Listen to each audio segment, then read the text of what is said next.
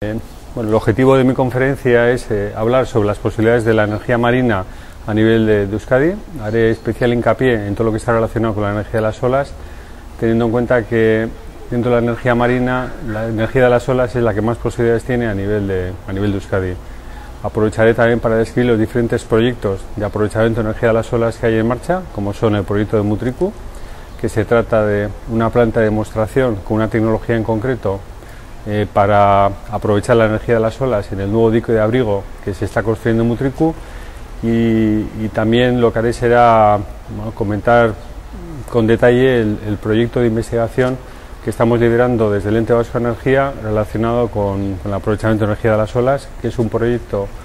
que está prevista su construcción en la zona de Arminza-Lemoiz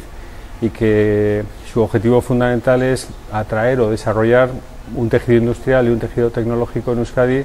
relacionado con la energía de las olas.